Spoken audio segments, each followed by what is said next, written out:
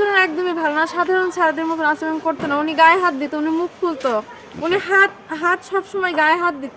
আমার বললো, আয়সা বললো যে মুখ খোলো, আমি বললাম না স্যার মুখ খুলবো না। ছাত্রীকে যৌন হয়রানির অভিযোগে নওগাঁ সদর উপজেলা জামায়াতের আমির মোনায়েম হোসাইনকে দল থেকে বহিষ্কার করা হয়েছে। আমাদের মুখ ইচ্ছা করে খুলে দিতেন, আমাদের হাত ধরে এরকম করে গাল টেপে আবার পিঠে থাবা মারে। সেই সঙ্গে উপজেলা পরিষদ চেয়ারম্যান পদে তাকে দেয়া দলীয় মনোনয়নও বাতিল করা হয়েছে।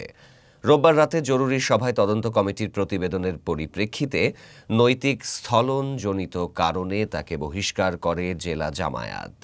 মঙ্গলবার দুপুরে জেলা জামায়াতের আমির খন্দকার মুহাম্মদ আব্দুর রাকিব এই তথ্য জানিয়েছেন।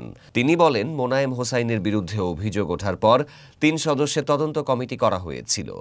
দ্রুততম সময়ের মধ্যেই কমিটি প্রতিবেদন দিয়েছে। তদন্তে মোনায়েম হোসাইনের নৈতিক স্থলনের বিষয়টি প্রমাণিত হয় তাকে বহিষ্কার করা হয়েছে। তিনি আরও বলেন, তদন্তে এনায়েতপুর দাখিল মাদ্রাসার শিক্ষকদের মধ্যকার অভ্যন্তরীণ কোন্দলের বিষয়টিও উঠে এসেছে। তবে ওসব বিষয়ে সিদ্ধান্ত নেয়ার ইখতিয়ার সংশ্লিষ্ট প্রতিষ্ঠানের।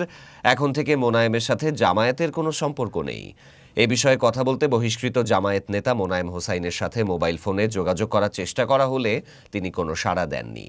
এর আগে গত ২৭ সেপ্টেম্বর এনায়েতপুর দাখিল মাদ্রাসার শিক্ষক ও সদর উপজেলা জামায়াতের আমির মোনায়েম হোসাইনের বিরুদ্ধে ছাত্রীকে যৌন হয়রানির অভিযোগ নিয়ে সংবাদ প্রকাশিত হয়।